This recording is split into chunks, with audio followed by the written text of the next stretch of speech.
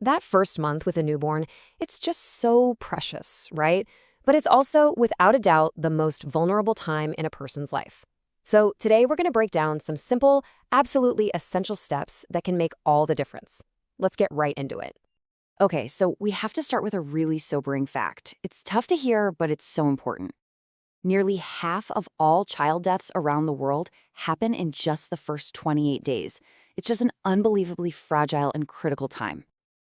And this is the part I really want you to hear, this is not a story about despair, not at all. It's really a call to action, because the vast majority of these tragedies, they're totally preventable. All it takes is some basic knowledge and simple, timely care. So, what do we call this crucial window? Well, the official term is the neonatal period, but I like to think of it as the golden month. It is truly the most delicate time in a human's life, and the care a baby gets here, well, it lays the foundation for absolutely everything to come. So where do we even start? Well, it all kicks off in the very first hour after birth. People call this the golden hour, and for good reason. There are 2 steps right here that are just absolutely critical. And the priorities are surprisingly simple, but so powerful. Number 1, immediate warmth. Number 2, early breastfeeding. That's it. Doing these 2 things right away can literally change everything. Okay, first up, warmth. The second that baby is born, they need to be dried off and placed directly onto their mother's bare chest. Then you cover both of them with a warm blanket. You know, we hear a lot about skin-to-skin contact for bonding, and that's true, but it's so much more than that. It's a crucial medical step. It stops their body temperature from dropping dangerously. That's called hypothermia. And it even helps stabilize their breathing and heart rate. It's amazing. All right, number 2, breastfeeding. That very first milk is called colostrum, and it is, no joke, liquid gold. It's this thick, yellowish stuff, and it is just packed with antibodies. Think of it this way. It's not really food. It's the baby's first immunization. It's a shield against infection, and this is super important. Nothing else. No water, no honey, no formula, just that colostrum. Okay, so we've made it through that critical first hour. Now what? Well, the focus shifts to building those healthy daily routines. These are the consistent things you do every day that become the bedrock of a healthy golden month. First, let's talk about the umbilical cord. The rule here could not be simpler. Keep it clean and dry. Seriously, that's the whole secret. What's super important is what you don't do. Don't put anything on it. No oil, no powder, and definitely no traditional stuff like ash. All that does is invite dangerous infections. Just fold the diaper down below the cord stump and let the air get to it.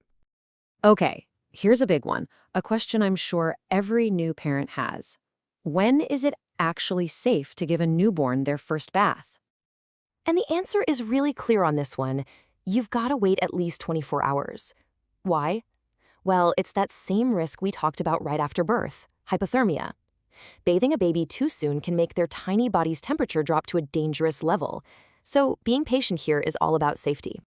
All right, let's move on to feeding. You have to remember, a newborn's stomach is teeny tiny, so they need to eat like all the time. We're talking at least 8 to 12 times every single day. Yeah, every 24 hours. This whole idea is what we call feeding on demand. So just forget about a strict schedule on the clock. Instead, you're going to watch the baby for their cues. They'll tell you when they're hungry. You'll see them turn their head and search for the nipple. That's called rooting. Or they'll start putting their little hands to their mouth. Crying? That's actually a late sign of hunger. You want to try and feed them way before they get that upset. So, we've got the daily care down, but the baby's environment? That's just as critical. Let's talk about how to create a truly safe space for them. Okay, sleep safety. This is a big one, and it's totally non-negotiable. Always, always, always place the baby on their back to sleep, and it has to be on a firm surface. The crib or bassinet needs to be completely empty. I mean it, no soft pillows, no heavy blankets, no cute stuffed animals. All of those things are a serious suffocation risk. You know, a newborn's immune system is just getting started, which makes them super vulnerable to germs. So here's a simple but really powerful tip. Limit visitors, especially in those first few days and weeks. I know it can be tough when everyone's excited, but trust me, it's a critical shield against nasty infections. And finally, let's talk about professional medical care. It's so vital. Please don't miss a single health appointment. Immunizations are, hands down, one of the greatest inventions in human history. Things like the BCG, OPV, and hepatitis B vaccines, they're scheduled early for a very good reason. They protect your baby from some really devastating diseases, so you just can't delay them. All right, let's pause here. This next section, this is arguably the most important part of this entire conversation. We've talked about all the things you should do.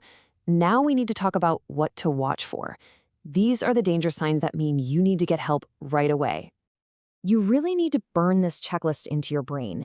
If you see even one of these signs, it's time to get medical care immediately, okay? So that's not feeding well, being way too sleepy or hard to wake up, having a fever or feeling cold to the touch, any kind of fast or difficult breathing, if your skin or eyes look yellow, if they vomit up everything they eat, or any sign of infection, like discharge from their eyes or redness around the cord stump. Listen, the most important takeaway from this entire thing is this: do not wait. Newborns can get seriously ill incredibly fast. It can happen in a blink of an eye.